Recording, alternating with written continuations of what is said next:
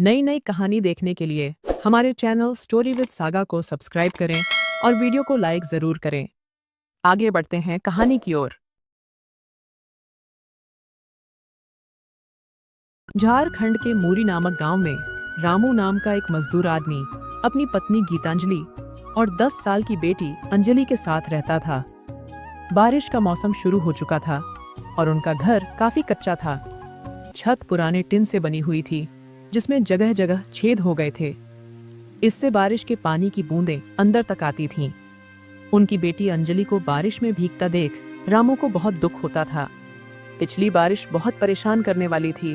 बरसात में प्लास्टिक लगा लेते हैं लेकिन वे भी जल्दी फट जाती हैं। अब मैं कहती हूँ इस बार छत की मरम्मत जरूर करवानी होगी। तुम सही कहती हो। मैं मालिक के पास जाऊंगा, वह हमारी मदद करेंगे। अगर वे पैसे दे देंगे तो कल ही छत की मरम्मत करवा दूंगा। यह कहकर वह मालिक के पास गया। मालिक, मुझे पैसों की बहुत जरूरत है ताकि मैं घर की मरम्मत करवा सकूं। कृपया मेरी मदद करें। तुम जानते हो कि हमारी फैक्ट्री घाटे में जा रही है। मुझे ये बंद करनी पड़ेगी, इसीलिए मैं तुम्हें पैसे नहीं दे सकता। रामू मायूस होकर घर वापस लौट आया। उसने गीतांजलि से कहा, मालिक ने मना कर दिया है, काम भी छिन गया है। अब तो समझ नहीं आ रहा कि क्या करूं गीतांजलि। अब हमें क्या करना होगा? घर में कुछ भी नहीं बचा। तुम तो काम की तलाश में बाहर गए थे, पर अब क्या होगा? परेशान मत हो, मैं कल फिर से काम ढूंढ लूंगा और इस बार छत की मरम्मत भी करवा दूंगा। अगले दिन रामू काम की तलाश में बाहर निकला। उसकी नजर एक गोदाम पर पड़ी जहां काम की तलाश थी। उसने वहां काम की बात की लेकिन वहां उसे कोई जगह नहीं मिली। वह और जगहों पर काम ढूंढता रहा लेकिन किसी जगह पर भी उसे काम नहीं मिला।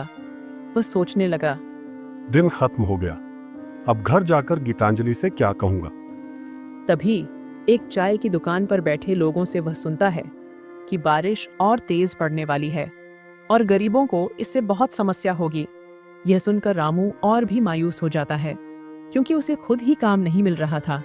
वह घर लौटता है और गीतांजलि से कहता है, मैंने हर जगह काम ढूंढा लेकिन कहीं भी काम नहीं मिला। अब घर में राशन भी खत्म हो गया है और अंजलि की तबीयत भी खराब हो गई है। मैं क्या करूं? तुम अंजलि के लिए दवाई ले आओ। लेकिन मेरे पास पैसे नहीं है और अंजलि की हालत भी बिगड़ती जा रही है। तुम रोहन भैया के घर चलो, वह हमारी मदद जरूर करेंगे। रामू और गीतांजलि रोहन के घर जाते हैं और रामू रोहन से कहता है, रोहन भाई, मेरी बेटी बहुत बीमार है। अगर उसे जल्दी इलाज नहीं मिला तो उसकी हालत बिगड़ सकती है। तुम मुझे थोड़े पैसे उधार दे दो, मैं तुम्हारा एहसान कभी नहीं भूलूंगा। मुझे तुम्हारी परेशानी समझ आती है लेकिन मेरे पास भी उतने पैसे नहीं हैं। घर के खर्चे, बच्चों के खर्चे बहुत हैं। मैं तुम्हारी मदद नहीं कर सकता। हो सके तो मुझे माफ कर देना रामू। अगर मेरे पास पैसे होते तो मैं तुम्हारी मदद जरूर करता। मुझे इस बात का बहुत दुख है कि मैं तुम्हारी इस परेशानी में मदद नहीं कर पा रहा हूँ, लेकिन भाई मैं भी मजबूर हूँ। रामू ने निराश होकर कहा, रोहन भाई, ये केवल पैसे की बात नहीं है, ये मेरी बेटी के जीवन का सवाल है। क्या तुम वाकई मेरी इस गंभीर स्थिति में सहायता नहीं कर सकते? क्या मेरी बेटी की जिंदगी तुम्हारी दया और सहायता के लायक नहीं है? रामू, मेरी बातों को समझने की कोशिश करो। मैं सचमुच तुम्हारी मदद करना चाहता हूँ लेकिन मेरे खुद के हालात इस समय सही नहीं है। मुझे पूरी उम्मीद है कि कोई ना कोई तुम्हारी मदद जरूर करेगा। रामू और गीतांजलि भारी मन से टूटे हुए सपनों और गहरी चिंता के साथ घर की ओर लौट आए। तभी दरवाजे पर रोहन का एक और दोस्त आया और उसने पूछा, कौन था? अरे, मेरा दोस्त रामू था। उसकी बेटी बहुत बीमार है और वह उधार पैसे मांगने आया था। मैंने उसे पैसे देने से साफ मना कर दिया। लेकिन रामू भैया तो आपके बहुत अच्छे दोस्त थे ना? आपके मुश्किल वक्त में कई बार उन्होंने आपकी मदद की है, फिर आपने उन्हें पैसे क्यों नहीं दिए? रोहन के दोस्त ने हैरान होकर पूछा, अरे भाई, मैं कोई दानवीर नहीं हूं जो किसी की मदद करता फिरूं। और रही बात दोस्ती की, दोस्ती केवल तब तक रखता हूं जब तक मुझे निभाने से फायदा या मतलब होता है। चलो मानो अगर मैंने उसे पैसे उधार दे भी दिए होते तो वह मेरा पैसा लौटाता कैसे? अब तो उसकी नौकरी भी चली गई है। मुझे लगता है आपको ऐसा नहीं करना चाहिए था। ईश्वर ना करे उसकी बेटी को कुछ हो गया तो क्या करूं? अगर हो गया तो हो जाने दो, वह जाने, उसकी पत्नी जाने, अरे मेरे अलावा और भी बहुत लोग हैं, कोई ना कोई उसकी मदद कर ही देगा। ईश्वर का थोड़ा भी डर कीजिए, मुसीबत आते हुए देर नहीं लगती। कहीं ऐसा ना हो कि तुम्हारा यह घमंड तुम ही ले डूबे। अरे ये सब फालतू की बातें हैं, तुम इन बातों पर ध्यान मत दिया करो। वैसे भी ये कोई घमंड वाली बात नहीं है।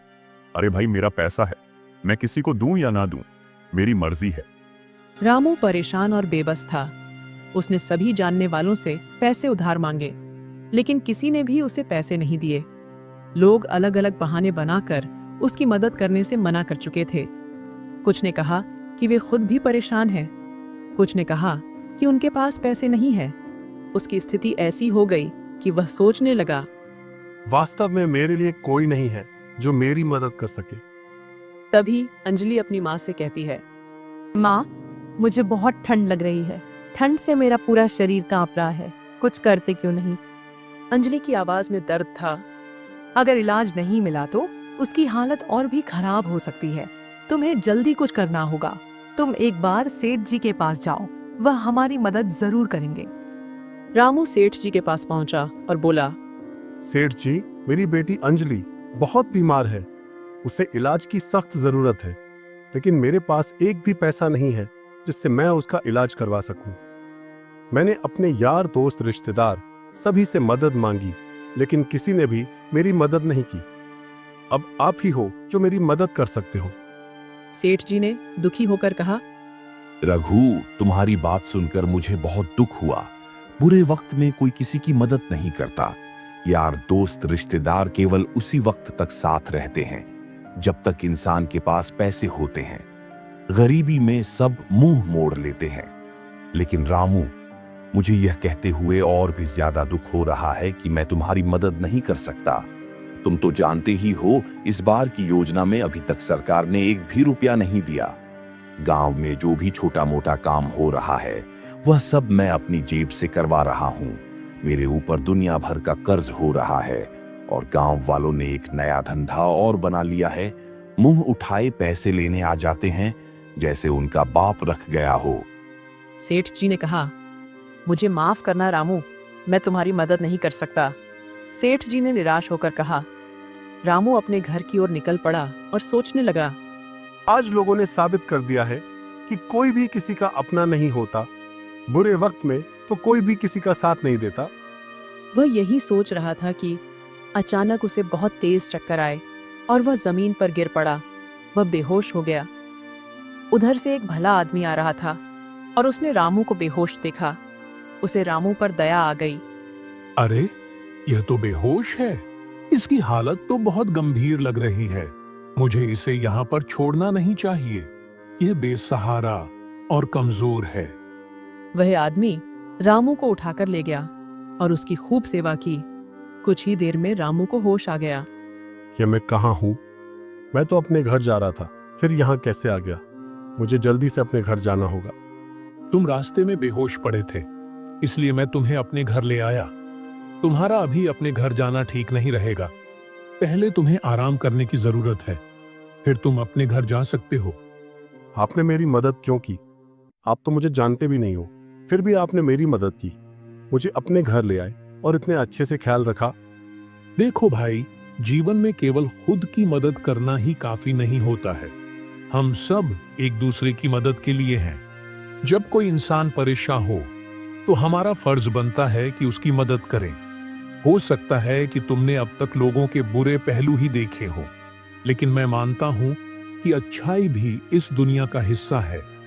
सच में? क्या आपको नहीं लगता कि लोग सिर्फ अपने फायदे के लिए ही जीते हैं और दूसरों की परवाह नहीं करते, चाहे वह जिए या मरे? हाँ, कुछ लोग ऐसे भी होते हैं, लेकिन हर कोई ऐसा नहीं होता। कुछ लोगों के अंदर अच्छाई भी होती है। वैसे तुम बेहोश कैसे हो गए थे? तुम्हें देखकर ऐसा लगता है जैसे तुम्हारी हालत कुछ अच्छी नहीं है। उस आदमी ने पूछा।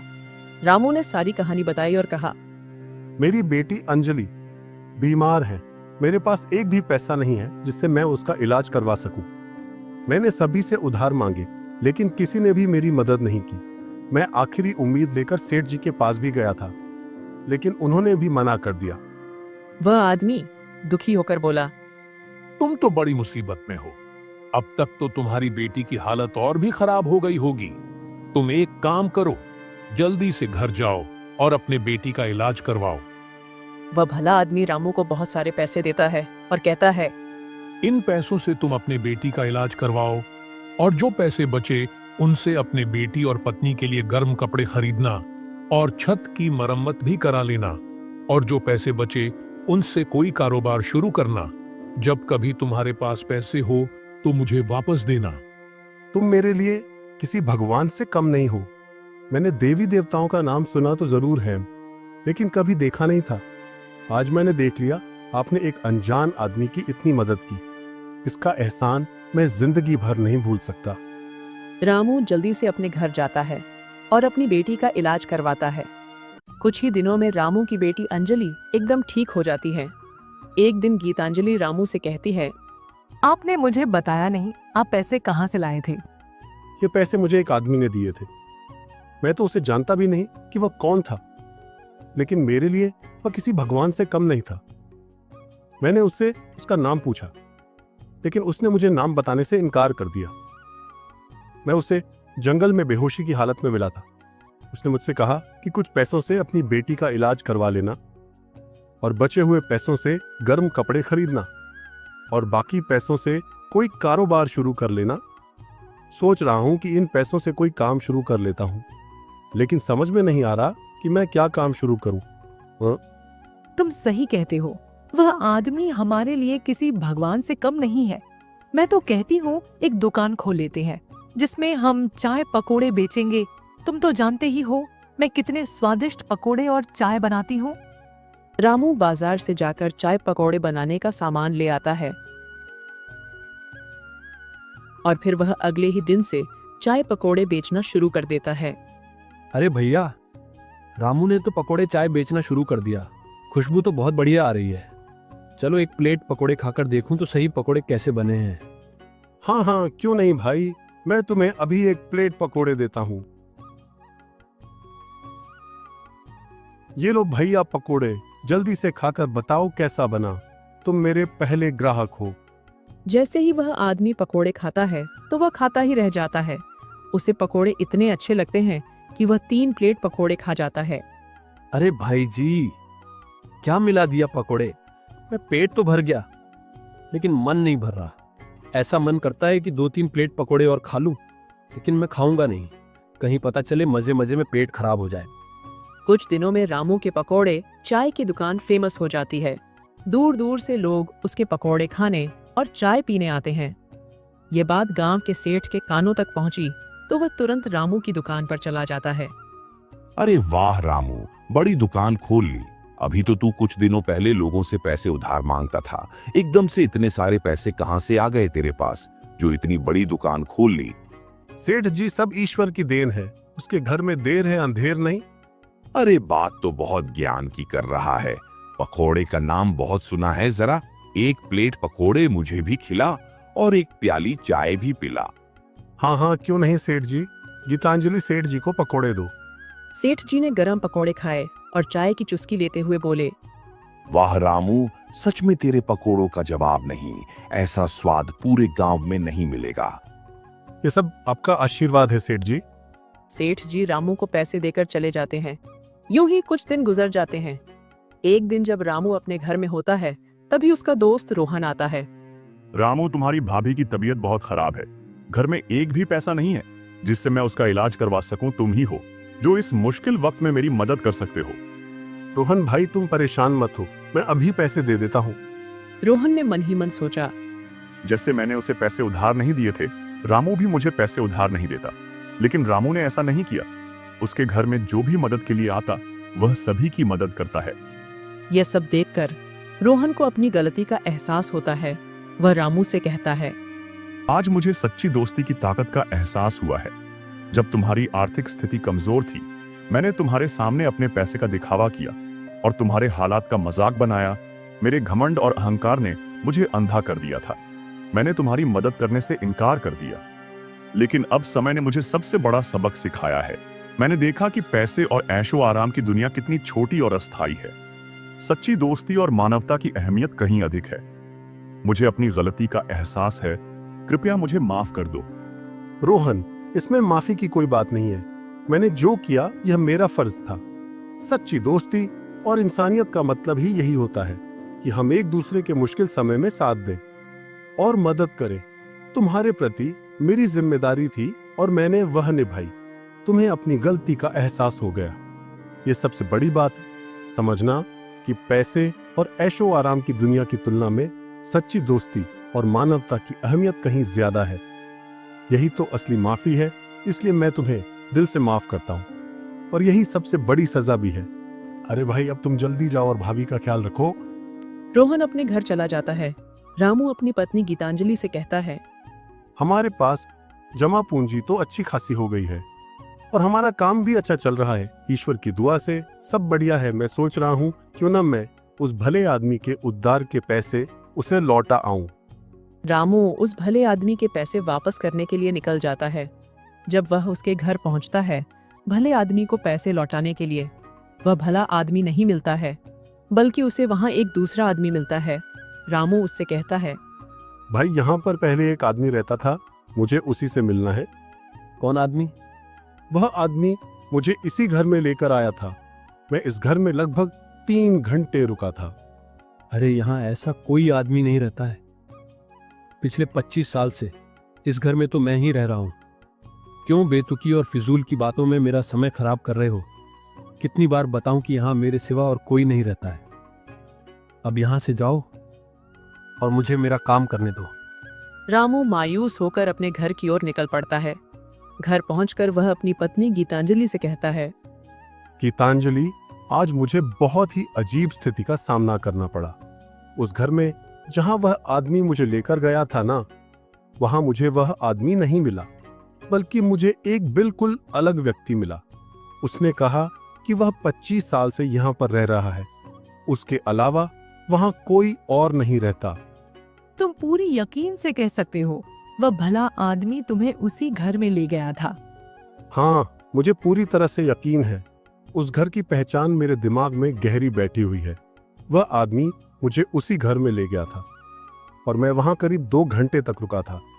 लेकिन आज जब मैं उसके घर जाकर उस आदमी को खोजने लगा तो मुझे एक अलग ही आदमी मिला। उसने मुझे बहुत ही जोर देकर कहा कि वह 25 साल से यहाँ पर रह रहा है। उसके अलावा और कोई व्यक्ति वहां नहीं रहता है। ईश्वर ने हमारी मदद की। एक तरीके से तुम्हारी ईमानदारी और अच्छाई की वजह से ही हमें वह मदद मिली थी।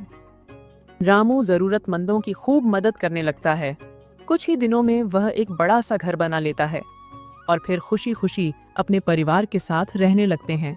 नई नई कहानी देखने के लिए हमारे चैनल स्टोरी विद सागा को सब्सक्राइब करें और वीडियो को लाइक जरूर करें।